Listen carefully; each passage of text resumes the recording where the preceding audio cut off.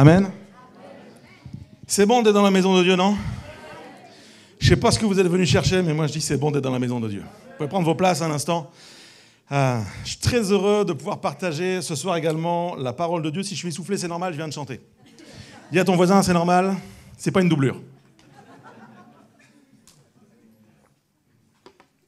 Alors il y a à l'entrée une table, plusieurs m'ont posé la question et tout ça, je vous le présente rapidement. En fait, comme votre pasteur vous l'a dit, je suis pasteur, je suis musicien, et je suis également auteur et j'ai le privilège d'avoir eu la grâce de pouvoir écrire plusieurs livres. Le premier, je vous le présente, Soyez les hommes. Est-ce qu'il y a des hommes au milieu de nous ce soir?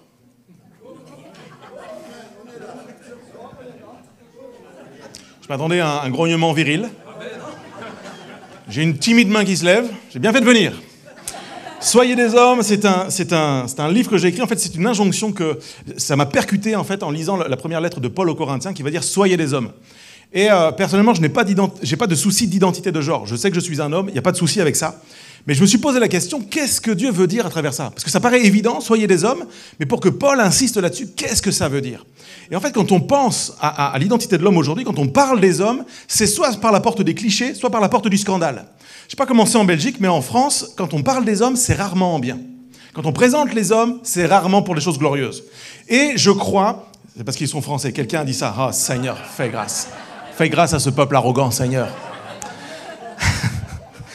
Et voyez-vous, je crois qu'il existe une autre identité. Il y a une identité que Dieu a prévue pour l'homme, une identité que Dieu a prévue pour la femme. Et nous sommes appelés, messieurs, à être des hommes selon le cœur de Dieu. Et toutes les femmes disent spontanément.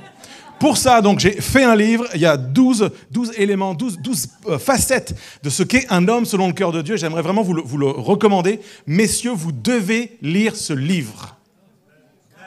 Et en plus de ça, demain matin, il y a un petit déj spécialement pour vous. On va parler de ça. On va être qu'entre bonhommes. Et je vous le dis, ça va envoyer du lourd. Donc, il faut être là. S'il y a des femmes dans ce lieu ce soir, et à chaque fois, elles gagnent le match. Ça m'énerve. Ça m'énerve. Mesdames, vous devez lire ce livre. Si, non pas pour devenir des hommes. Non, madame. Mais peut-être que vous en avez épousé un. Peut-être vous en élevez un. Je ne parle pas de votre mari, je parle de votre fils. Peut-être vous aimeriez, vous soupirez après un mariage, un homme, une vie heureuse, et vous avez une part à jouer. Il va en être question ce soir. Donc, mesdames, ce livre est également fait pour vous. Le deuxième livre que j'ai écrit, c'est « Heureux l'homme » parce que je pense qu'on peut être heureux dans notre génération. Les 3 personnes et demie qui ont dit Amen savent de quoi je parle. Ils ont fait comme moi, ils ont placé leur confiance en l'Éternel. Jusque-là, ça va. C'est après, au quotidien. J'ai confiance en Dieu dans l'église. Un vendredi soir, quand le pasteur dit ça, je dis Amen, ça me va.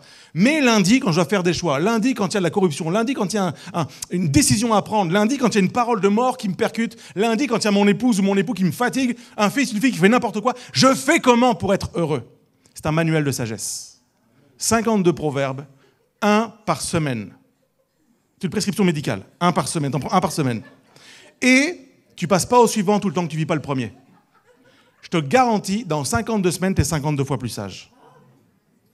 C'est satisfait ou satisfait. Parce que la parole de Dieu ne retourne pas à elle sans avoir accompli ce qu'elle devait accomplir. Donc c'est impossible que tu puisses pas vivre quelque chose de puissant avec ça. Et le dernier livre que j'ai écrit s'intitule « Repères ». Voyez-vous, je crois que notre monde se cherche des repères. Vous avez un chanteur en Belgique qui s'appelle Stromae. Il y a un frère qui fait comme ça. Ça fait tous ces kilomètres où on parle de Stromae. Parle-nous de Jésus plutôt. J'arrive, frère, j'arrive. Stromae chante. Tout le monde sait comment on fait des bébés, mais personne ne sait comment on fait des papas. Eh bien, j'ai une bonne nouvelle. Dieu, notre Père, sait comment on fait des pères. Et il y a des principes bibliques à nous approprier pour devenir des pères dans notre génération. À qui ce livre s'adresse? Bien évidemment au papa. C'est le livre que j'aurais voulu lire avant d'être papa. Je l'ai écrit, c'est trop tard, mais j'aurais voulu le lire avant d'être papa. Ce livre, c'est un concentré de la pensée de Dieu pour les pères. Mais également, je crois que les uns et les autres, nous sommes appelés à devenir des repères dans notre génération. C'est pour ça que j'ai coupé le mot en deux, repères. Il y a vraiment cette pensée de, nous sommes appelés à être des pères, mais également des repères pour notre génération. L'Église a besoin de repères. Pas celle de Ransard, mais les autres. Les autres églises ont besoin de repères. Vous savez pourquoi? Notre génération se cherche plus que jamais des repères. Elle les cherche sur Instagram, elle les cherche sur TikTok, elle les cherche sur Facebook. Et j'ai rien contre les réseaux sociaux, je suis dessus. Mais je crois que Dieu veut façonner en nous des repères. L'Église ne manque pas de leaders. Je donne des séminaires de leadership et j'enseigne sur le sujet. Donc, j'éclate pas les questions de leadership. Le leader porte des projets. Le père engendre des fils, des filles. Et c'est pas incompatible, ça va ensemble. Je crois vraiment que les églises ont besoin, en plus du leadership, d'enfanter des fils et des filles. Je veux que dans la maison de Dieu, c'est ce que je porte, ce sont les valeurs que je porte. Je veux que la famille de Dieu soit une famille. Je veux que la famille de Dieu soit la meilleure des familles qu'on puisse trouver sur la terre. Je veux que quand les gens passent ce lieu, voient des pères, des mères, des repères dans leur génération. Ils disent, je veux être adopté par eux. On ne peut pas les enfanter au sens naturel du terme. C'est ce genre de question qu'un docteur de la loi a posé un jour à Jésus. Est-ce qu'il faut que je retourne dans le ventre de ma mère pour... Non. Faut naître de l'esprit, il faut naître de nouveau. Et pour ça, ça demande des mères et des pères qui sont des repères dans l'Église. Et je crois qu'il y en a ici ce soir. Alors si vous voulez progresser dans ce domaine, ce sera à la table tout à l'heure. C'est le livre Repères. Je viens ce soir et c'est un petit peu particulier parce que je ne sais pas à quoi vous vous attendez, je ne sais pas comment ça vous a été vendu cette soirée, mais je ne prêche pas un message, vous savez, en 3 points, avec à la fin, conclusion, un appel, tout le monde vient devant, on prie ensemble. C'est pas ça que je vais faire ce soir. Oh, je m'attendais à ça. Reste, ça va être bien quand même. Ce soir, j'aimerais en fait, le titre de la soirée, c'est un séminaire, vous êtes pris au piège dans un séminaire homme-femme mode d'emploi. Plusieurs m'ont posé la question, qu'est-ce que tu vas nous faire ce soir, homme-femme mode d'emploi? C'est-à-dire, c'est quoi l'idée? De quoi ça va parler? C'est pour les couples? C'est pour les célibataires? C'est pour ceux qui aspirent à être en couple? C'est pour qui? Est-ce qu'il y a des hommes ce soir? Vous m'avez dit oui. S'il y a des femmes ce soir? Vous m'avez dit oui. Donc c'est pour vous. Homme, femme, mode d'emploi. C'est compliqué. Il y en a, ils n'osent plus dire amen. Ils disent, si je dis amen, ma soirée est finie, mon week-end est fini, je vais rendre des comptes en voiture, ça va sentir le mort tout à l'heure. Et en fait, c'est compliqué. C'est compliqué parce que nous avons de la difficulté de communication, de compréhension et de saisir pleinement ce que Dieu a prévu pour les hommes et pour les femmes. C'est difficile, je le dis, d'être un homme selon le cœur de Dieu. Et je le sais, j'essaie d'être un homme selon le cœur de Dieu. Et ce n'est pas ma thérapie que je fais ce soir, je sais que c'est difficile. C'est difficile. J'ai eu peur, quand j'étais un jeune homme célibataire, de ne pas être un homme comme Dieu le voulait. J'ai eu peur de ne pas être reconnu et adoubé par mes pères. J'ai eu peur de ne pas être un homme fort comme les autres. J'ai eu peur de ne pas me cacher dans les clichés que la masculinité, la virilité impose à cette société. J'ai eu peur au moment de me marier. J'ai eu peur de ne pas être un bon époux, de ne pas être un bon mari, de ne pas aimer ma femme comme il fallait. J'ai eu peur de ne pas la satisfaire. J'ai eu peur de ne pas être l'homme qu'elle attendait. L'homme dont elle rêvait, le prince charmant. J'étais plus grenouille que prince charmant. J'ai eu peur au moment de devenir père. J'ai eu peur. Est-ce que je vais être un bon père? Est-ce que je vais être un bon modèle pour mes enfants? Est-ce que je ne vais pas finalement leur transmettre naturellement tous mes défauts? Ben si, je l'ai fait. Peur de ne pas être à la hauteur. Et je sais que pour les femmes, c'est la même chose. Je sais qu'il y a cette chose-là. Est-ce que je suis la femme qu'il faut? Est-ce que je ne devrais pas être plutôt comme une autre? Est-ce que je ne devrais pas être plutôt comme un tel ou comme un tel? Est-ce que je ne devrais pas être une épouse comme ça? Est-ce que je ne devrais pas être une maman comme ça? Et puis, en fait, notre société nous rabâche tout le temps que ce qu'on est n'est pas assez bien. Il y a des coachs en tout. Aujourd'hui, si quelqu'un est au chômage et ne sait pas quoi faire, fais coach. Il y a du boulot. C'est vrai. Et voyez-vous, j'aimerais nous inviter ce soir à replonger dans la notice. Parce qu'en fait, aussi vrai qu'un frigo ne répare pas un frigo, un être humain ne répare pas un être humain. Les médecins soulagent, Dieu guérit. Amen. Les psychologues soulagent, Dieu libère. Ok ? Donc nous devons retourner auprès du Créateur pour essayer de comprendre les principes qui nous ont échappé en chemin. Quel que soit votre parcours de vie, que vous ayez 1500 ans de mariage, 3000 ans de conversion, ou que vous soyez là depuis 10 minutes sans savoir ce qui se passe dans cette pièce, je vous dis que la pensée de Dieu est pour chacun et chacune. Ma prière, c'est qu'à la fin de ce temps, on se dise « Purée, j'en veux plus. Je veux devenir cet homme ou cette femme-là. » Je vous emmène dans le livre de la Genèse, là où tout a commencé. Livre de la Genèse, sans vous faire tout un cours, moi c'est un de mes livres préférés. Genèse et Exode sont 2 de mes livres préférés dans toute la Bible. J'ai le privilège de pouvoir les enseigner à Momentum Academy, à l'école biblique que nous avons à Bordeaux. Et ces 2 livres, en fait, à chaque fois que je les ouvre, à chaque fois que je m'arrête dessus, que je les médite, à chaque fois je trouve un truc neuf, nouveau. C'est impressionnant comment Dieu me parle à travers ces livres. Et j'aime le livre de la Genèse, entre autres, parce que dans les premières pages notamment, on y découvre vraiment ce que Dieu a pensé, ce que Dieu a imaginé de bon. Et c'est bon de revenir à la base. Il y a quelques années de ça, j'ai une maison sur Bordeaux, et elle était petite, et j'ai fait une extension sur mon terrain, sur mon jardin. Et quand l'artisan est venu pour faire les plans, etc., il m'a dit, mais il y a comme des traces sur le côté, comme si quelque chose avait déjà été construit. Il me dit, est-ce que tu sais ce que c'est? Je fais absolument pas, j'ai vraiment aucune idée de ce qu'il pouvait y avoir là, je ne sais même pas si c'était construit, je pense que ce n'était pas construit. Il me dit, il faut retourner à la mairie, il faut rechercher tous les plans de tout ce qui a pu être fait sur ce terrain, parce que si on veut bâtir, on doit savoir comment ça a été pensé, prévu, qu'est-ce qui a été fait avant. Et en fait, cet élément très naturel nous parle de principes extrêmement spirituels. Il nous faut retourner au commencement. Il nous faut retourner au plan, à ce que Dieu a prévu, à ce que Dieu a construit, parce que c'est ce que Dieu veut, et la volonté de Dieu, elle est pure, elle est parfaite. Alors, si je veux de la pureté et de la perfection dans ma vie, je dois retourner au plan. Dans Genèse 1, vous avez un résumé de la création. Je vais vraiment le résumer de manière vulgaire. Il n'y a rien, Dieu appelle, et ça existe. Formidable. Ok, jour 1, jour 2, jour 3, jour 4, jour 5, jour 6, repos, jour 7. D'ailleurs, petite parenthèse au passage, le repos, le 7e jour, Dieu avait-il besoin de se reposer parce qu'il était fatigué? Pourquoi Dieu s'est reposé? Il s'est reposé pour contempler son œuvre. Et souvent, nous nous reposons quand nous sommes cramés, brûlés et morts. Reposons-nous avant. Reposons-nous, entrons dans le repos pour célébrer l'œuvre. C'est un petit conseil, petit aparté, je pense que c'est pour quelqu'un ce soir. C'était pas dans mes notes, c'est pas prévu, mais quelqu'un a besoin d'entendre ça ce soir. Repose-toi avant d'être cramé, avant de brûler. Repose-toi, pose-toi à nouveau sur ce que Dieu a accompli dans ta vie. Ça va faire un bien à ton âme, ça va reposer ton âme. Je reviens à mon message. Genèse 2 va nous donner le détail, un plan plus détaillé d'un élément en particulier de la création, à savoir la création de l'homme et de la femme. En fait, quand on lit Genèse 1, si on s'arrêtait à la fin de Genèse 1, si vous lisez ça ce soir, vous allez dire, mais l'homme et la femme ont été créés ensemble en même temps.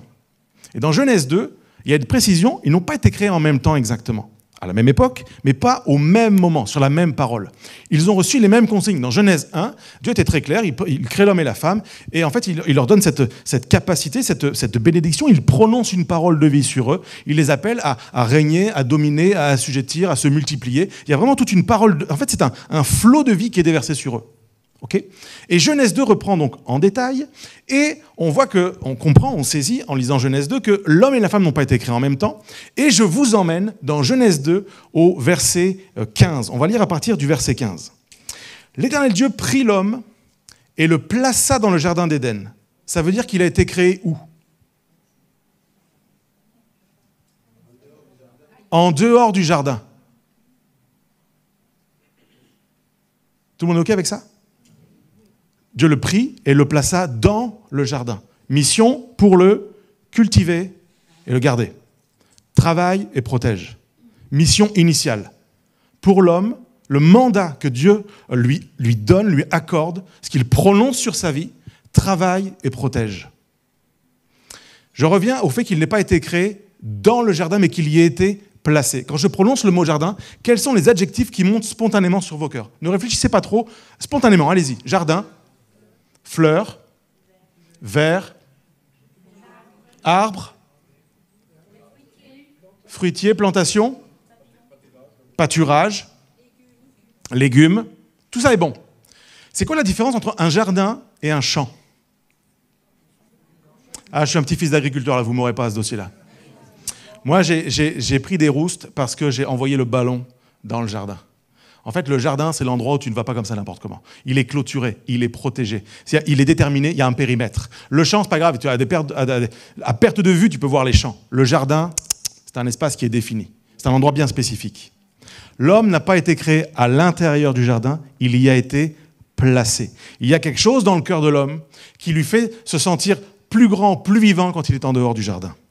Et dans le jardin, il a besoin d'une mission, sinon il ne peut pas y rester.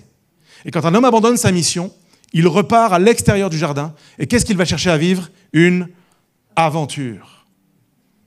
En France, un homme qui trompe sa femme, on dit qu'il a une aventure. Une femme qui trompe son mari. Je suis dans une église, je ne peux pas le dire. C'est la même chose. C'est la même chose. Mais dans notre vocabulaire, c'est différent. C'est différent. L'homme créé dans le jardin, placé avec une mission, cultive et garde. Ça, c'est vraiment deux choses, deux éléments forts que Dieu va donner à l'homme. Dans le mode d'emploi de l'homme, il y a, en fait, avec il existe avec un but. Des fois, les gens se posent la question, mais c'est quoi mon but sur la terre? J'ai pas de but sur la terre, je sais pas quoi faire sur la terre. Cultive et garde. Reviens à ces deux axes-là. Il y a peut-être plein d'autres choses que tu peux faire, mais travaille et protège. Travaille ton jardin, protège ton jardin. C'est certainement pas au sens littéral. Si vous habitez en appartement, ne vous dites pas, il faut que je déménage, le pasteur il a dit qu'il fallait que j'ai un jardin. C'est pas ça la pensée. La pensée, c'est quoi le jardin que Dieu t'a donné? On a parlé tout à l'heure, vous m'avez donné des noms intéressants. On a parlé de potager, de pâturage, on a parlé d'arbres fruitiers, de semer. En fait, il y a quelque chose qui vient nous nourrir. De quoi nous nourrissons-nous? J'ai entendu, jardin c'est famille. J'aimerais qu'on se nourrisse de la famille. Travaille ce qui te nourrit. La parole de Dieu, par exemple. Mais est-ce que vous avez vu que spontanément, vous ne me dites pas les relations me nourrissent? C'est même bizarre de dire se nourrir de sa famille. C'est comme ça, c'est bizarre. En fait, on a du mal de se nourrir. En fait, il y a pas quelque chose. C'est comme si pour nous, se nourrir de nos relations n'était pas possible. Parce que c'est compliqué. Parce que la relation a peut-être mauvais goût. Je voudrais me nourrir de la relation avec mon mari, avec mon épouse, mais c'est comme aigre. Il y a comme un goût d'amertume. Il y a quelque chose de difficile. J'arrive pas à me nourrir de ça. Avec mes enfants, on ne parle plus. Il n'y a rien à manger, on ne se parle plus. Il vit dans sa chambre, dans sa grotte. C'est simple. Pour le retrouver, tu suis l'odeur. On ne se nourrit pas. On ne cultive pas. Et on ne protège pas.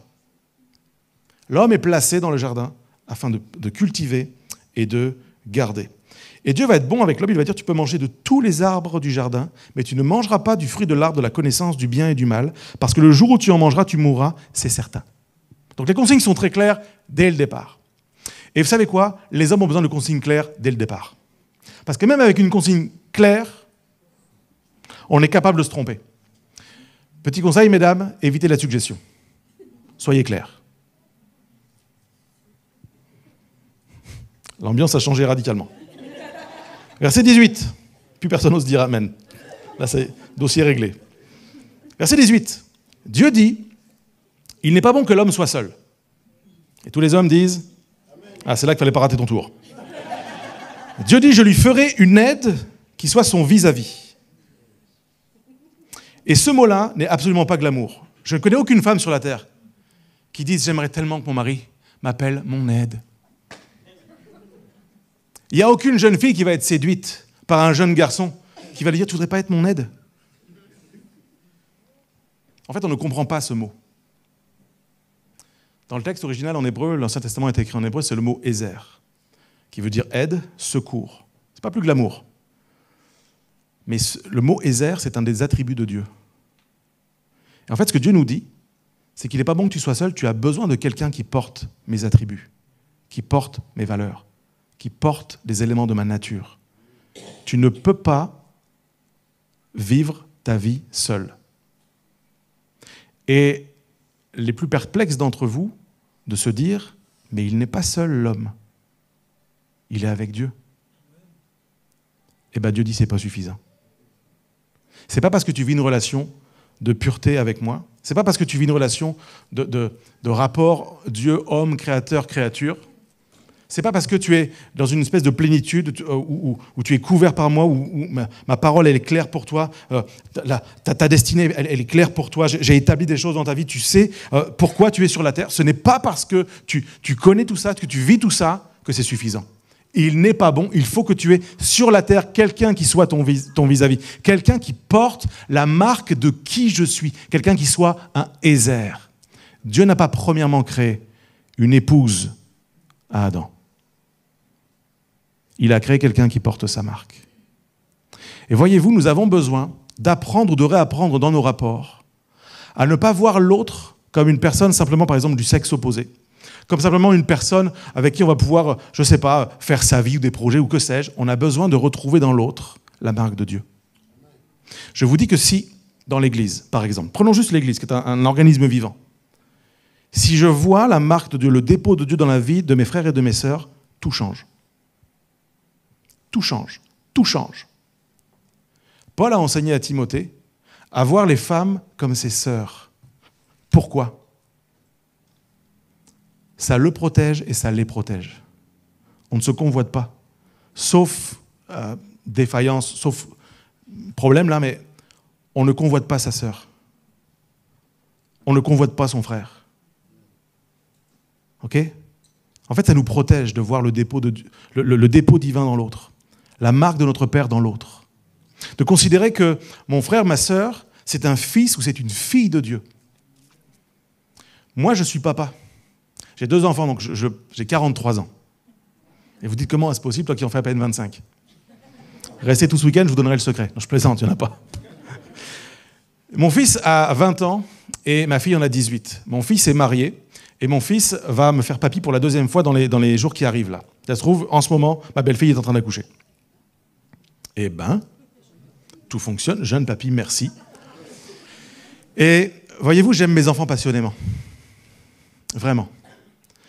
Si vous prenez l'idée de parler en mal d'eux ou de leur faire du mal, le berger que je suis deviendra un berger allemand. Je crois que je pourrais me mordre. Vraiment, je ne sais pas comment je pourrais réagir, mais je pense que je réagirais mal. Que Dieu me fasse grâce de vivre cette expérience-là, mais je vous assure. Je vous assure. Et je pense que, si Dieu a plus de sagesse et de maîtrise que nous, je pense que quand on parle en mal, quand on agit mal envers ses fils ou envers ses filles, on ne réalise pas que Dieu est celui qui fait justice. On ne réalise pas qu'on fait du mal à un fils ou une fille de Dieu, qu'on parle en mal d'un fils ou d'une fille de Dieu. Dans nos rapports mutuels, retrouvons Ézère.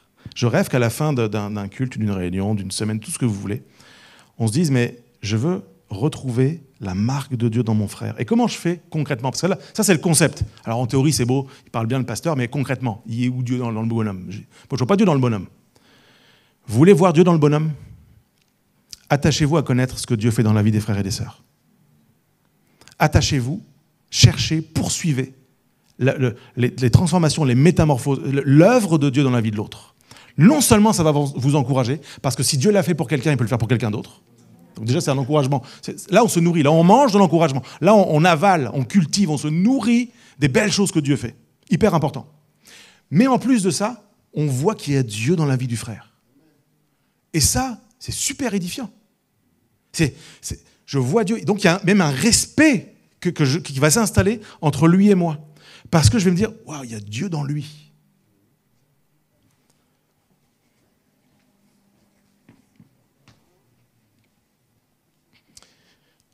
Ma sœur qui est là,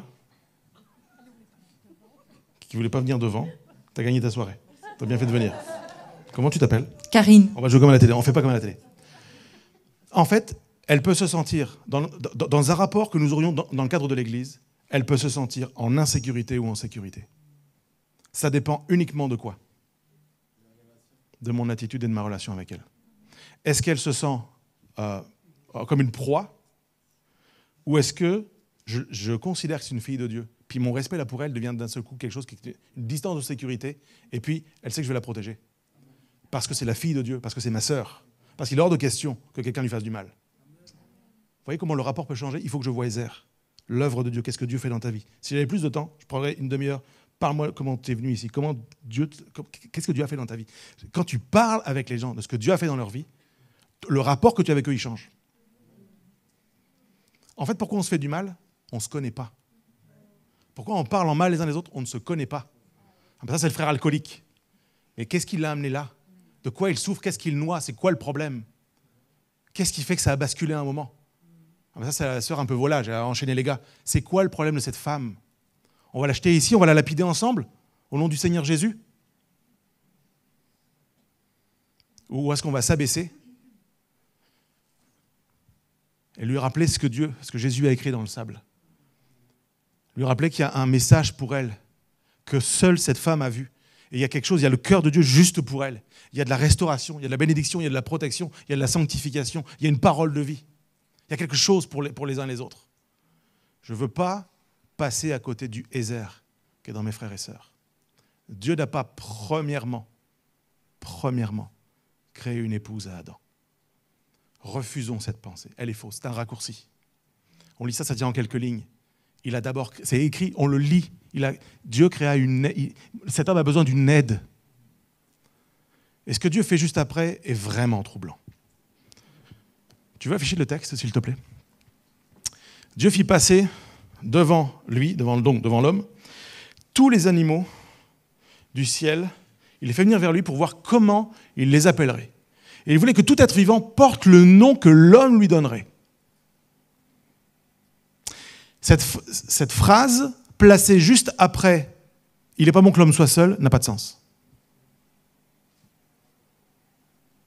Ça n'a pas de sens. Ça ne va pas ensemble. Il n'est pas bon que l'homme soit seul, je vais lui faire une aide. Et Dieu fait passer les animaux. En fait, l'homme devait comprendre deux choses. Tu n'es pas prêt à accueillir la créature tout le temps que tu ne domines pas sur la création. Tu as besoin de comprendre que tu n'auras pas le même rapport avec la créature qu'avec la création. Tu devras faire le distinguo entre les types d'êtres vivants qui sont sur cette terre. Écoutez bien, nous avons hérité jusque dans notre langage français actuel, nous avons hérité de cette pensée. Parce que quand on s'est pris la tête avec certains, en couple ou pas, je ne suis pas ton chien, tu ne me parles pas comme un chien. En fait, on ne veut pas être traité comme la création. On veut être traité comme la créature. Des gens se sentent créés comme des chiens. Des gens se sentent traités comme des pigeons. En fait, on a plein de noms d'animaux. Ça parle de quoi? Ça parle de notre rapport au projet de Dieu initial. Et Dieu va dire à l'homme, je veux que tu les nommes par leur nom. Et en fait, l'homme a compris quelque chose. Lion, lionne. Petite différence. Tigre, tigresse. Girafe, girafe. Je ne sais pas comment on dit les femelles de girafe. Mais en gros, il y a des mâles et il y a des femelles. Ils vont par paire, mais le texte se termine. Mais pour l'homme, il ne trouva pas d'aide qui soit son vis-à-vis. C'est fort. Il fallait qu'il constate quelque chose. Je suis appelé à régner. Et en fait, quand Dieu dit « je veux que tu les nommes par leur nom », c'est parce que quand tu appelles la créature, donc la création par son nom, c'est une façon de dominer sur elle. En fait, c'est toi qui définis ce qu'elle est. Donc c'est une façon de dominer sur la création. Et donc il fallait que l'homme apprenne à dominer sur la création avant d'accueillir la créature. Retenez ça, on va en reparler tout à l'heure. Une fois que Adam fait ce constat, verset 21, l'Éternel Dieu fit tomber sur Adam un profond sommeil, il s'endormit, il prit une de ses côtes, referma la chair à sa place. L'Éternel Dieu forma une femme à partir de la côte qu'il avait prise à l'homme et il l'amena vers l'homme. L'homme dit, voici cette fois celle qui est os de mes os et chair de ma chair. On l'appellera femme parce qu'elle a été tirée de l'homme. Et ce texte est magnifique. Et ça nous amène à ce verset qui a été prêché, poncé, utilisé dans tous les mariages chrétiens que nous connaissons et pour tenter de résoudre tous les conflits que nous avons pu avoir dans les couples. C'est pourquoi l'homme quittera son père et sa mère, s'attachera à sa femme et les deux ne feront qu'une seule chair. Qui sont le père et la mère de Adam et de sa femme? Donc ce verset n'est pas donné pour eux. Ce verset est donné pour nous. C'est un principe fondamental qui régit l'histoire de l'humanité. Nous avons besoin à bâtir des rapports où on va s'attacher à certains et se détacher d'autres.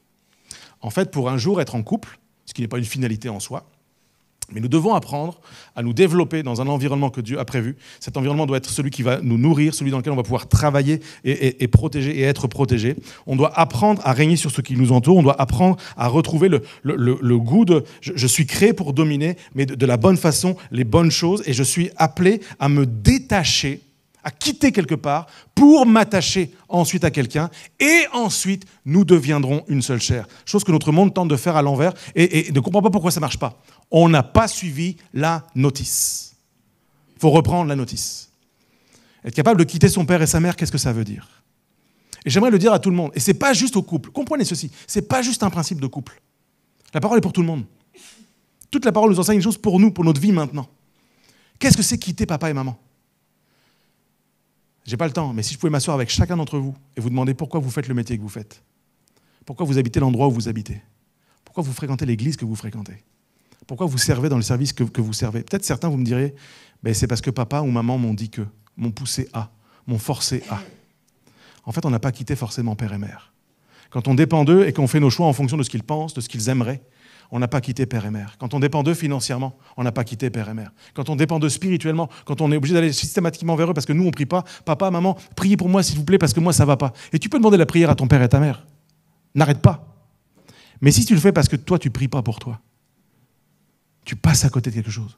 Quitte père et mère. Il y a un appel à l'autonomie. En fait, quand mes enfants sont nés, j'ai eu le privilège d'assister aux 2 accouchements. Et le privilège et la responsabilité de couper le cordon ombilical. Première fois, je l'ai fait tout en tremblant comme ça. Deuxième fois, j'avais un peu plus d'assurance. Et puis, j'ai demandé à la sage-femme, je lui ai dit, mais je vais évidemment le couper. Puis en plus, ils veulent aller vite. Il ne faut pas traîner. Et j'ai demandé donc à la sage-femme si je ne le coupais pas, outre l'aspect juste immonde, mais qu'est-ce qui se passerait? Qu'est-ce qui se passe si on ne coupe pas le cordon? Et la sage-femme me répond, en fait, ce tuyau-là, ce cordon qui sert à donner la vie à l'intérieur du ventre, si vous ne le coupez pas, il donne la mort. Nous naissons avec le concept. On a un point commun, il est là. Un jour, quelqu'un a coupé le cordon naturel. Nous devons apprendre à le couper d'un point de vue spirituel. Ce n'est pas négatif, ce n'est pas un manque d'honneur. Vous savez que des fois, les gens me disent « Ouais, mais ça, si tu fais ça, si vraiment on quittait père et mère, en fait, on ne pourrait pas honorer le commandement qui dit « Honore ton père et ta mère si tu veux vivre heureux longtemps sur cette terre. » Et donc, les gens se sont comme pris en otage à cause de ça. Par rapport à ce verset, honorer son père et sa mère, ce que Dieu veut que nous honorions, c'est la volonté accomplie de Dieu dans leur vie à eux. Ce qu'ils font qui honore Dieu. Imaginez que papa frappe maman. Je vais honorer papa. Ah, c'est super, papa, continue. C'est super parce que tu as mon père. Je dois obéir à la parole de Dieu. Hey, come on, tu frappes pas ta femme. Dieu n'honore pas ça. On honore ce que Dieu honore dans la vie de notre père et de notre mère. Mais moi qui suis père, et vous qui êtes parents, vous le savez, nous sommes honorés quand nos enfants deviennent autonomes. Ils marchent. Tu le filmes. Tu fais toutes les vidéos, t'as envahi Snapchat, t'as envahi TikTok, t'as envahi Instagram, parce que ton fils, ta fille fait ses premiers pas. Il dit, tu penses ça y est, il chante, il parle, il chante, on va faire un album. Il a dit 2 mots en bavant. Tu es fier, tu es honoré, ton fils, ta fille, il parle. Il passe son examen, son permis de conduire, tout ce que vous voulez. Tu es fier quand ton fils, ta fille devient autonome. C'est ça qui honore. Ta vie peut honorer ton père et ta mère. Juste parce que tu fais des choix que Dieu honore. Et tu peux honorer tes parents en honorant ce qu'ils font de bien, en célébrant ce qu'ils font de bien sur la base de la parole de Dieu. Mais pas en allant à l'encontre de la volonté de Dieu, bien évidemment. Nous devons apprendre à quitter père et mère. Sans ça, tu ne peux pas t'attacher à celui qui deviendra ton époux ou à celle qui deviendra ta femme. Tu peux pas. Tu peux pas. En fait, c'est comme si on avait juste un point d'ancrage. On est obligé de se détacher de quelqu'un pour s'attacher à quelqu'un d'autre. Et vous aurez noté avec moi, la traduction est bonne, j'ai vérifié. L'homme quittera son père et sa mère et il s'attachera à sa femme. C'est pas écrit et il attachera sa femme. Ce principe relationnel est fondamental. En fait, certains, et ça commence dans l'amitié. On ne s'attache pas à eux, on les attache à nous. Tu m'appartiens, tu es mon ami. Et d'un seul coup, quand l'autre a une relation amicale, là je suis juste dans l'amitié, je ne suis même pas encore dans le couple, on n'est pas rendu là. Mais d'un seul coup, l'autre a d'autres relations avec d'autres gens, je suis jaloux. Je suis jaloux parce que je suis inconfortable. Je suis jaloux parce que j'ai peur de perdre. Je suis jaloux parce que je suis mal construit. Je suis jaloux parce que j'ai peur. Je suis jaloux parce que j'ai l'impression que si ce n'est pas tout pour moi, je vais perdre quelque chose. En fait, c'est cette attitude qui nous fait perdre. Je veux apprendre à m'attacher à quelqu'un sans peur de perdre. C'est le cadre sécure que Dieu a prévu pour bâtir des relations entre un homme et une femme. Et ensuite, devenir une seule chair. Et le mot chair ici, en hébreu, c'est le mot bassar. Et bassar, si je devais le traduire le plus littéralement possible, c'est un seul lien du sang. Il y a quelque chose de particulier quand on connaît la culture biblique. En fait, tout ce qui parle de sang parle d'alliance.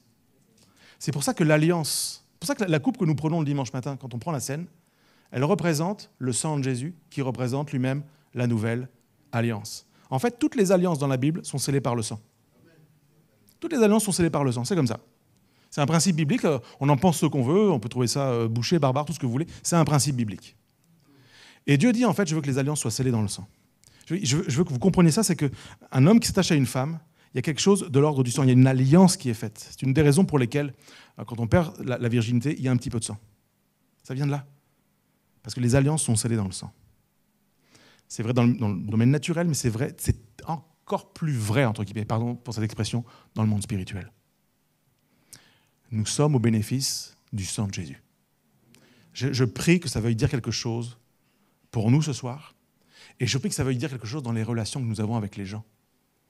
Parce qu'il y a le sang de Jésus qui couvre la vie de ton frère, de ta sœur, de ton fils, de ta fille, de ta mère, de ton père, de ton pasteur. Il y a le sang de Jésus qui le couvre. Il y a une alliance qui est faite. Et dans le cadre du couple, on devient un seul sang.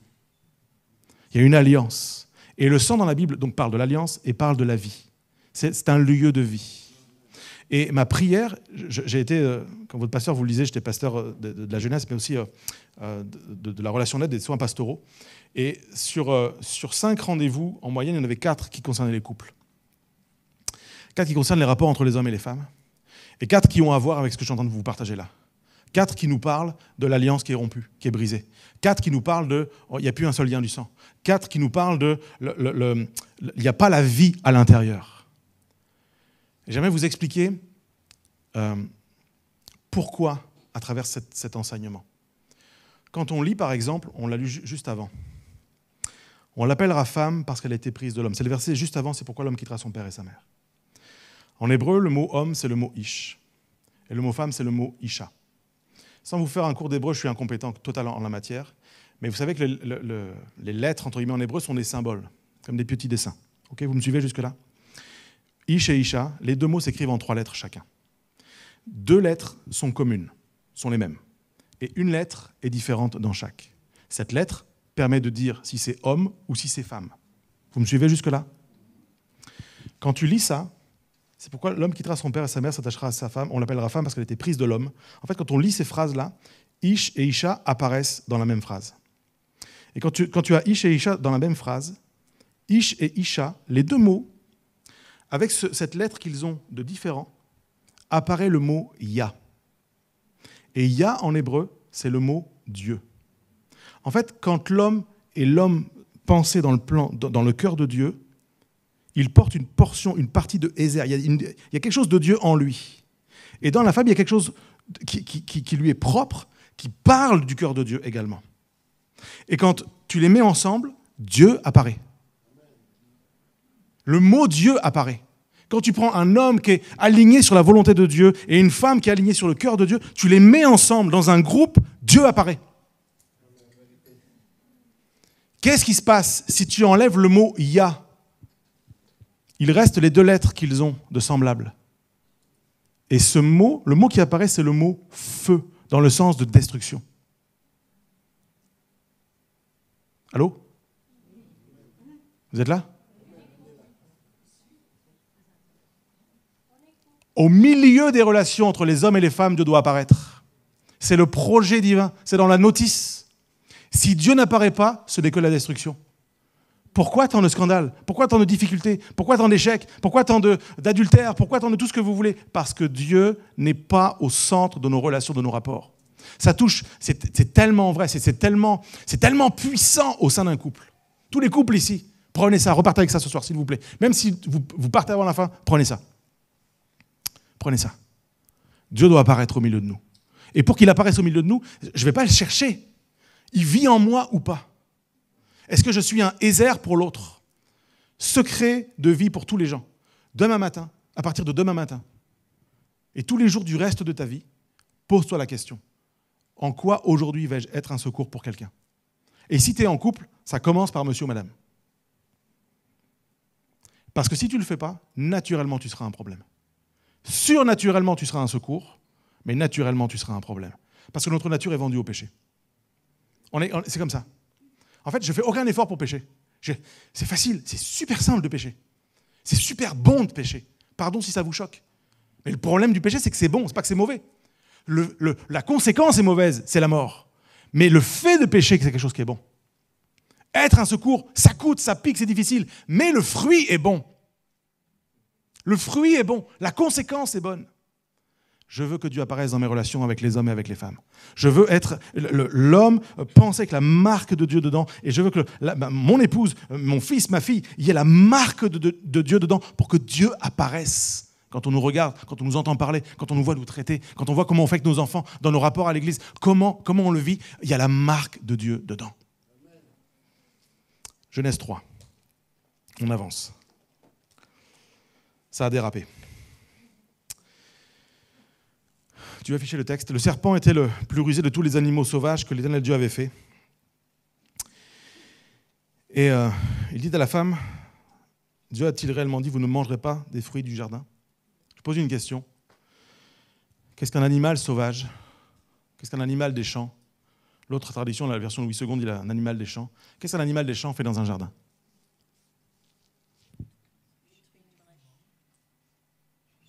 Comment ça se fait qu'il est arrivé là? La question est simple. Qu'est-ce qu'un animal des champs fait dans un jardin? À quel moment ça a glissé? Cultive et...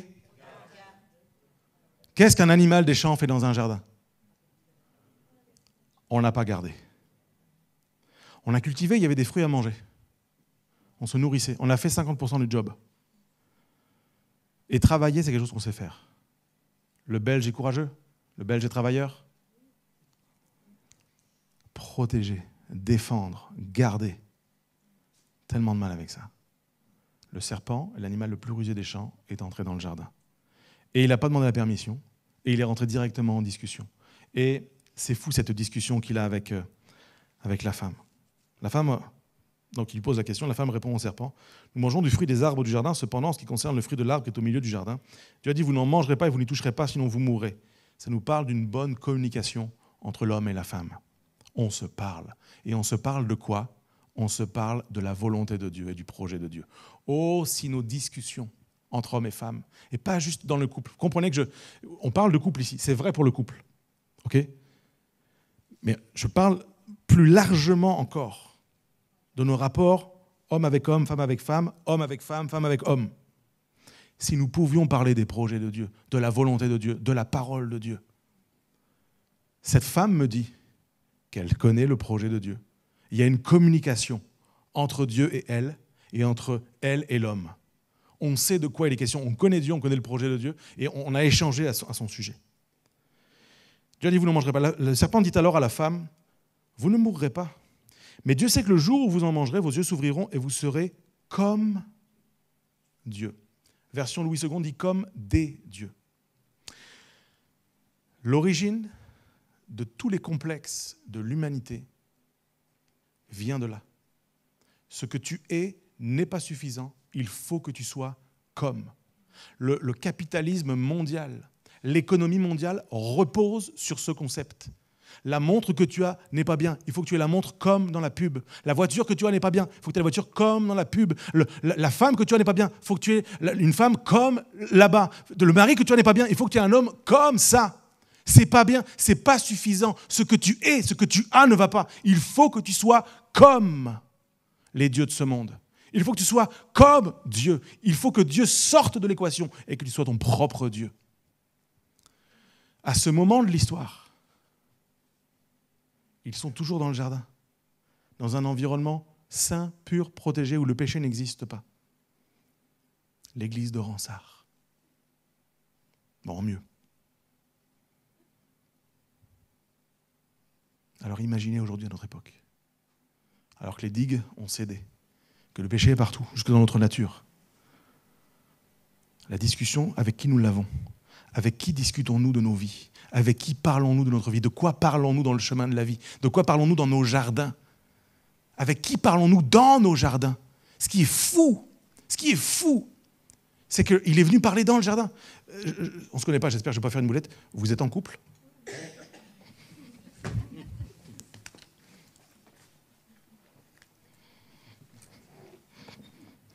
Voilà exactement ce que le serpent a fait. T'es mal à l'aise, hein? Non, on tourne là-bas. Voilà. Là, il y a un bonhomme. Je n'ai pas demandé l'autorisation. Le serpent ne demande jamais l'autorisation de faire du mal. Il vient, il s'installe et il parle. Faisons attention, mes frères et sœurs, dans nos relations. Le serpent veut s'immiscer pour faire capoter le projet. Son objectif est de faire capoter le projet, et pour ça, il sème du doute par rapport à la parole de Dieu, il sème du doute par rapport à ton identité, il sème du doute par rapport au fait que il te ment dans l'idée que tu es plus grand que ce que Dieu a pensé. Et en fait, on doit comprendre ceci, c'est que la discussion a pu s'amorcer entre le serpent et la femme, parce que le serpent a osé s'immiscer entre eux, sans que, comme dans l'exemple que je viens de faire, sans que personne se sente prêt à vivre ça. Ce texte est donné pour notre enseignement, pour notre instruction, afin que nous tirions l'enseignement pour notre propre vie. La femme vit que le fruit était agréable à la vue, précieux pour ouvrir l'intelligence, elle prit de son fruit et elle en mangea. Où est l'homme ? 9 fois sur 10, les gens me disent « Ah ben il est occupé à travailler ». C'est généralement les hommes qui répondent ça. J'ai une excuse, je bosse. Je n'ai pas le temps pour le jardin, je n'ai pas le temps pour la maison, je n'ai pas le temps pour les enfants, je n'ai pas le temps pour les courses, je n'ai pas le temps pour les comptes, je n'ai pas le temps pour ceci, je n'ai pas le temps pour cela, je bosse. La réalité est la suivante. La femme vit que l'arbre était porteur de fruits bons à manger, agréables, précieux pour ouvrir l'intelligence. Elle prit de son fruit, elle en mangea, elle en donna aussi à son mari qui était avec elle et il en mangea. Voilà, dossier réglé, il est là. Il n'a juste pas trouvé les mots, il s'est laissé déborder, il était sidéré, il n'a pas su, il a eu peur, etc. etc. Alors, je n'irai pas taper sur la tête de Adam comme ça facilement, parce que je pense que si je rentrais chez moi ce soir, à Bordeaux, et que j'entrais et que je trouvais mon épouse en conversation avec un serpent, je ne sais pas comment je serais. Quand je fais ça dans les meetings avec les hommes, ils me disent « Ouais, moi je le prends, je l'attrape par la tête, je le claque par terre. » Ouais, bien sûr, bien sûr, bien sûr. Bien sûr que tu fais ça, mais bien sûr que tu fais ça. Je voudrais t'y voir. Je voudrais t'y voir. Moi, en fait, le moyen le plus simple, c'est de vérifier qu'il n'y a pas de brèche. Le niveau de combat est peut-être plus bas, mais moi, il me convient. Et si on réparait les brèches ? Et si on se posait la question ce soir, qu'est-ce qui peut être une brèche dans ma famille ? Qu'est-ce qui peut être une brèche dans mes habitudes ? Qu'est-ce qui peut être une brèche dans mes pensées ? Qu'est-ce qui peut être une brèche dans mes relations de couple, dans mes relations avec les autres, pour moi qui suis un homme, les autres femmes, pour les femmes avec les autres hommes ? Qu'est-ce qui peut être une brèche ? Et si je m'attardais à la combler ? Je n'aurais pas à dégoupiller un serpent. Parce que ce qui est sûr, c'est qu'il va rentrer. C'est juste une question de temps. L'homme et la femme vont manger, et puis leurs yeux s'ouvrent, verset 7, ils prennent conscience qu'ils sont nus. Alors ils s'attachent des feuilles de figuier ensemble et ils se font des ceintures. Là, il y a toute une symbolique à laquelle on passe un peu à côté d'elle parce que ça demande un tout petit peu d'études, mais le figuier dans la Bible représente plusieurs choses, et entre autres, il représente la provision divine et l'enseignement, la bénédiction qui vient d'en haut. Et en fait, quand ils font ça, quand ils se cachent derrière des feuilles de figuier, ils font quelque chose que nous faisons assez naturellement. Nous qui sommes chrétiens, on prend la parole de Dieu et on s'en fait des ceintures. On se justifie avec la parole de Dieu. On se bâtit des théologies, on se bâtit des raisonnements. Ça va à l'encontre du projet de Dieu, mais au moins on cache notre nudité, on cache notre honte avec notre connaissance biblique.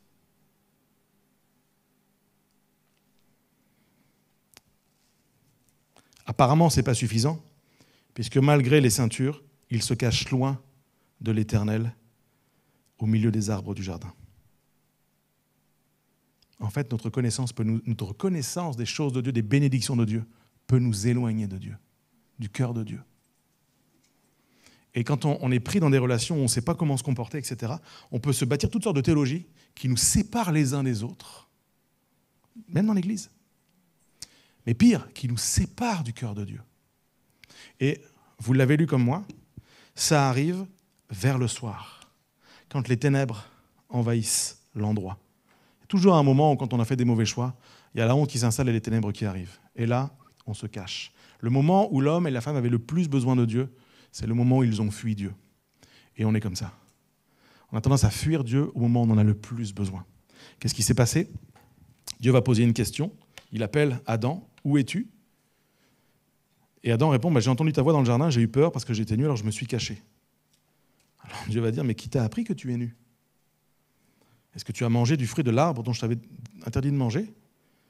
L'homme répond, c'est la femme que tu as mis près de moi qui m'en a donné. Et j'en ai mangé. Traduction pour ceux qui ne lisent pas entre les lignes, c'est pas ma faute. Phrase préférée de votre serviteur. Je pense que si j'avais gagné 1 euro à chaque fois que j'ai dit c'est pas ma faute, ou à chaque fois que je l'ai pensé, je serais riche aujourd'hui. Riche, c'est pas ma faute. Toujours la faute de quelqu'un d'autre, à commencer par ma femme. Ça te fait marrer, toi. Tu prieras pour elle. Prie pour elle, c'est pas simple, je te le dis, c'est pas simple. C'est pas ma faute. C'est la faute de la femme. Et vous aurez noté, c'est la femme que tu as mise à mes côtés qui m'a donné de ce fruit. Donc non seulement c'est la faute de la femme, mais c'est la faute de Dieu ce qui m'arrive. Et ça, c'est encore plus violent. Parce que ça, c'est l'attitude d'un homme charnel. C'est la faute de Dieu, c'est la faute des autres, mais c'est pas ma faute. Moi, j'ai rien à voir dans cette affaire. J'ai rien à voir dans cette histoire. Tu sens le rapport se fissurer entre les êtres humains, là? Ouh. Dieu dit à la femme, pourquoi as-tu fait cela? La femme répond, le serpent m'a trompé et j'en ai mangé. L'autre traduction dit, le serpent m'a séduite et j'en ai mangé. Mon point est le suivant, quand on parle de séduction dans la Bible, quand on parle de séduction dans l'Église, ça renvoie toujours à quelque chose qui est négatif. Séduction spirituelle, le diable, le séducteur, etc. etc. Et c'est un vrai point. C'est un vrai point. Dans un contexte où le péché n'existe pas, le mot séduction apparaît. Est-il normal qu'une femme soit séduite par son mari? Ben si. En fait, le point est le suivant, mon frère. Si je ne séduis pas ma femme, quelqu'un va s'en charger pour moi. Moi, je vais te dire quelque chose. Le séduction, pas dans le sens de faire pécher quelqu'un. On est d'accord que je ne dois pas faire pécher ma femme. Ça, on est tout à fait d'accord. Tout à fait d'accord. Je ne dois pas tromper ma femme. Si le mot séduction, c'est dans le sens de tromper, faire chuter, faire tomber, personne ne doit faire tomber ma femme. Ni moi, ni personne. Mais il y a quelque chose là-dedans de fort. En fait, la relation entre elle et lui n'était pas suffisamment forte. Le rapport de saine séduction n'était pas suffisamment fort. Et c'est ce qui a emporté le match. Si je ne séduis pas ma femme, quelqu'un va s'en charger à ma place. Pourquoi tu fais cela? Le serpent m'a trompé, j'en ai mangé. Je vous passe la malédiction prononcée sur le serpent. Et j'arrive au verset 16 du chapitre 3. Dieu va dire à la femme, j'augmenterai la souffrance de tes grossesses, c'est dans la douleur que tu mettras des enfants au monde. Tes désirs se porteront vers ton mari, mais lui, il dominera sur toi. Quand on lit ça et qu'on est une femme, on retient souffrance, on retient douleur, on retient des mots vraiment compliqués. Mais souvenez-vous d'un principe biblique. Dieu le Père châtie son enfant, mais toujours dans une dimension d'amour. C'est parce qu'il aime qu'il corrige. Ce n'est pas une punition stérile. Ce n'est pas un châtiment, condamnation, meurt. Oui, la mort est entrée à ce moment-là. Mais il y a une bénédiction dans la correction. Puisque, dans le texte qu'on vient de lire, Dieu fait une promesse à la femme. Tu vas donner la vie. Dans la souffrance, mais tu vas donner la vie. Et jusque-là, ils n'ont pas d'enfants. Caïn et Abel, c'est Genèse 4. Même quand Dieu nous corrige après avoir péché, il y a une bénédiction dedans. Il faut qu'on s'en empare. Sinon, c'est juste de la souffrance. Et il prononce cette phrase qui paraît folle. Tes désirs se porteront vers ton mari, mais lui, il dominera sur toi. En français, la phrase ne veut rien dire. La phrase ne veut rien dire en français. La pensée est la suivante. Tu auras le désir de dominer ton mari, tu auras le désir de prendre le dessus, tu auras le désir de ceci ou de cela, mais lui dominera sur toi. À cause d'une mauvaise compréhension de ce texte, des générations de couples, de familles ont été sacrifiées. Peut-être que cette pensée a sacrifié ton enfance. Ça a pu sacrifier ton église. Une mauvaise compréhension de ce texte. Qu'est-ce que je vous ai dit tout à l'heure? L'homme et la femme ont été appelés à dominer sur la création et pas sur la créature. Et donc là, c'est comme si, maintenant, non, mais Jérémie, ça ne tient plus, ton raisonnement, il ne tient plus. Quand Dieu dit à l'homme et à la femme de dominer sur la création, les animaux, le mot employé, c'est le mot rada en hébreu. Et rada, c'est le mot dominer dans le sens de dominer, gouverner, et ça va jusqu'à avoir le droit de vie et de mort sur la chose en question. Donc c'est un mot qui est très très fort. À ce moment de l'histoire, dans le texte original en hébreu, ce n'est pas le mot rada, c'est le mot machal. Nous, c'est la même traduction, mais machal ne veut pas dire la même chose. Machal veut dire dominer dans le sens d'avoir l'intendance, la direction, une bonne gouvernance, avoir une capacité à orienter les choses. Ça n'a rien à voir avec le fait d'avoir le droit de vie ou de mort, de maltraiter, de traiter une femme comme on traite un animal. Ça n'a absolument rien à voir avec ça. Des générations se sont emparées du mot sans le comprendre, du concept, mais en le tordant. Et ça a donné toutes sortes d'abus, toutes sortes de choses qui vont à l'encontre du projet de Dieu. Dieu veut que les hommes, dans notre siècle, depuis Adam, soient capables d'avoir une bonne gestion, un cap, une vision, et pas juste d'être un chat sur un canapé.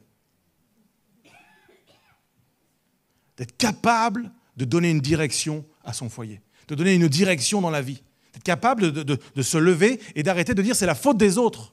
Je change le cap, je change la gouvernance de ma vie, je change le gouvernail, je change le braquet. Je vais arrêter de faire peser la responsabilité sur les autres. Je vais prendre mes responsabilités. Il va dire à l'homme, puisque tu as écouté ta femme et mangé du fruit, au sujet duquel je t'avais donné cet ordre, tu n'en mangeras pas, le sol est maudit à cause de toi, c'est avec peine que tu en tireras ta nourriture tous les jours de ta vie. Il te produira des ronces et des chardons, et tu mangeras de l'herbe des champs. C'est la sueur de ton visage que tu mangeras du pain, et ce jusqu'à ce que tu retournes à la terre, puisque c'est d'elle que tu as été tiré. Tu es poussière et tu retourneras à la poussière. Et lu comme ça, on peut passer à côté du fait de manger du pain tous les jours.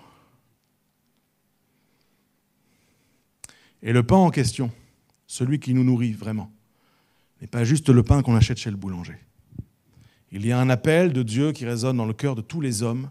Je t'appelle tous les jours, même si c'est dur, à aller chercher la nourriture spirituelle dont ta vie, ton foyer, ton couple, ta maison a besoin. Ne te satisfais pas du Deliveroo spirituel, du Uber spirituel que t'offrent Facebook, Insta et tous les pasteurs dont je fais partie qui diffusent des pensées, des punchlines, des choses super édifiantes. C'est bien, lis-les, like-les, partage-les, mais va chercher ton pain. Va chercher ton pain. À la sueur de ton front, va chercher ce qui te nourrit. Va le chercher. Verset 20. Moi, dans la situation, heureusement que ce n'était pas Jérémie et Sandy dans le jardin d'Éden. Heureusement que je suis au bénéfice de cet enseignement. Heureusement. Parce qu'après une scène comme ça, moi, je sais comment ça se serait passé chez nous. T'imagines ? Moi, je parle de ma femme comme ça. À Dieu, ma femme est témoin, elle entend l'affaire. Après la sanction qui tombe, qu'est-ce que tu dis à ta femme ?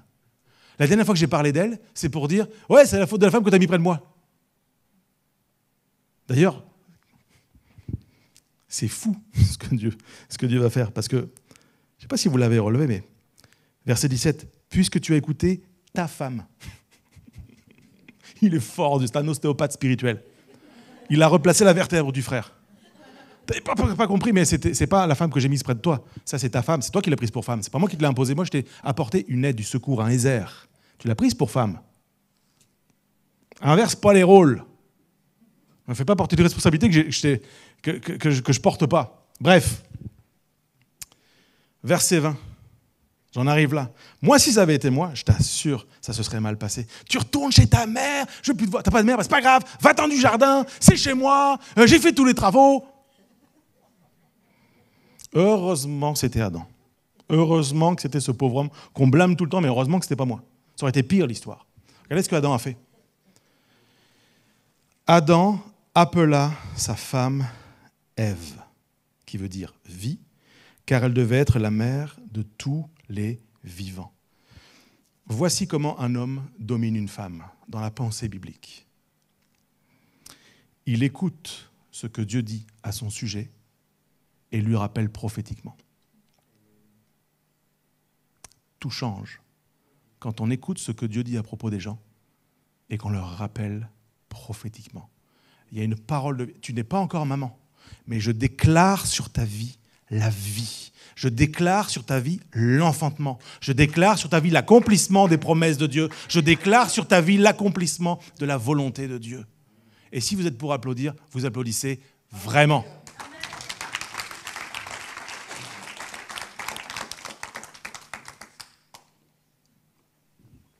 Le verset qui suit. Verset 21. Dieu leur fit des habits en peau pour Adam et pour sa femme. Et il leur mit. En fait, le fait que l'homme et la femme entrent dans le cœur, dans le désir, dans la volonté de Dieu à ce moment-là, ça ramène Dieu dans le jeu. Quelque chose qui vient les couvrir. En fait, Dieu a annoncé un message. L'homme et la femme se sont emparés du message et la grâce les a couverts. L'habit de peau, c'est la première fois qu'il est fait mention d'un sacrifice dans la Bible.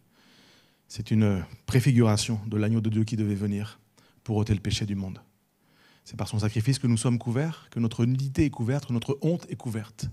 C'est ce qui fait qu'ils ont pu retourner dans la présence de Dieu. Il a fallu que le sang coule. Il a fallu qu'il y ait un animal qui soit saigné. Tu ne peux pas te cacher derrière tes feuilles de figuier. Dieu dit ça ne marche pas, ce n'est pas le plan. Ce n'est pas comme ça qu'on règle les problèmes. Ce n'est pas comme ça qu'on règle la question de la honte. Ce n'est pas comme ça qu'on vient dans ma présence. On vient couvert par le sang du sacrifice de l'animal qui a été brisé pour nous. Parce que l'homme et la femme ont saisi ces choses-là. Ils ont pu vivre l'accomplissement du projet de Dieu pour leur vie. Mode d'emploi pour les hommes et pour les femmes. Vous comprenez qu'on a parlé d'un couple et ça s'applique à 100 000% à nos couples. Tous ceux qui sont en couple, il n'y a rien à jeter. Mais pas seulement. Pas seulement. Ça s'applique dans nos rapports les uns avec les autres. Les feuilles de figuier, sortir chercher son pain, déclarer prophétiquement ce que Dieu dit sur la vie des autres, ça nous appelle à les regarder différemment, à prier pour eux, pour écouter ce que Dieu dit d'eux. Je rêve d'une église où quand on va se retrouver, on se dit, en voiture alors qu'on vient, « Seigneur, je vais voir un tel, est-ce que tu as une parole pour eux? Est-ce qu'il y a quelque chose que je dois leur rappeler de ta part ?» Imaginez le feu ici. Et puis prédication, terminé, fini. Fini. La vie de Dieu qui envahit l'endroit. La vie qui est communiquée. Les promesses qui s'accomplissent. Les rêves qui semblaient brisés, qui sont ramenés à la vie. On peut prier ensemble pour terminer ce moment.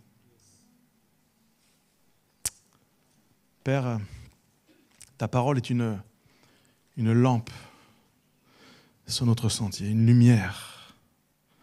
Et Seigneur, elle nous guide, elle nous éclaire dans nos pas, dans nos choix, dans les directions, les décisions que nous prenons. Seigneur, et je ne veux pas m'appuyer sur ma propre sagesse, sur ma propre intelligence pour traiter les gens, mon épouse, mes enfants, l'église, mes frères, mes sœurs. Je ne veux pas m'appuyer sur mon intelligence et croire que ce que je vis est suffisant, c'est bien et que j'ai tout compris. Je ne veux pas me cacher derrière des feuilles de figuier. Seigneur, je veux m'approprier pleinement la voix de ton esprit qui parle à mon esprit et qui me rappelle qu'il y a des promesses pour mes frères et pour mes sœurs, qu'il y a un pain de bénédiction pour les hommes dans ce lieu, qu'il y a de la vie à communiquer pour les femmes dans ce lieu, qu'il y a des ressources possibles, qu'il y a de la restauration dans les rapports humains qui est possible, qu'il y a une notice, un mode d'emploi qui est clair, qui est fondateur, qui nous appelle à la remise en question et qui nous pousse toujours plus vers ton trône. Seigneur, je prie que s'il y a dans ce lieu des personnes qui souffrent relationnellement, que ce soit dans leur famille, avec leurs parents, que ce soit avec leurs enfants, que ce soit dans les couples, que ce soit dans les familles de l'Église entre elles, que ce soit avec le pasteur, que ce soit avec le leadership de l'Église, dans quelques domaines que ce soit même d'un point de vue professionnel, séculier, en dehors de ces murs. Je prie, Père, que ta parole produise le fruit qu'elle doit produire. Je prie, Saint-Esprit, que tu viennes convaincre quelqu'un de saisir la volonté qui vient d'en haut, de faire tomber la feuille de figuier et de se laisser couvrir par la grâce. Merci, mon Dieu, parce que le sang de Jésus a été répandu une fois pour toutes, afin que nous soyons couverts de manière durable et définitive, Seigneur. Alors rappelle-nous, Seigneur, les principes divins. Seigneur, quand nos regards s'embrasent, quand nos pensées divaguent, quand peut-être l'amertume, la colère monte, l'offense produit son fruit, quand le serpent s'est installé, rappelle-nous, Seigneur. Rappelle-nous, ramène-nous à cet enseignement. Ramène-nous, Seigneur, à ta volonté. Ramène-nous, Seigneur, avant qu'il soit trop tard. Ramène-nous, même s'il est trop tard. Parce que tout le temps qu'on peut dire aujourd'hui, c'est un jour de grâce. Alors je veux déclarer ta grâce, mon Dieu, dans toutes les situations qui peuvent être conflictuelles entre les hommes et les femmes, dans les familles, avec les couples, les enfants, dans quelque domaine que ce soit. Je veux appeler ta grâce. Ta grâce non seulement nous sauve, mais elle nous instruit. C'est ce que tu dis dans l'épître de Paul à Tite, Seigneur. Ta grâce nous instruit. Alors que ta grâce puisse produire cette œuvre en nous, afin de délier, de dénouer ce qui a besoin de l'être, afin de raccommoder ce qui peut l'être, afin qu'un homme se réattache à nouveau, qu'il quitte quelque chose, qu'il se réattache, afin de devenir ce que tu as prévu qu'il devienne. Père, nous prions sur ta parole, qu'elle s'accomplisse. Dans le glorieux et puissant nom de Jésus, nous t'avons prié. Amen.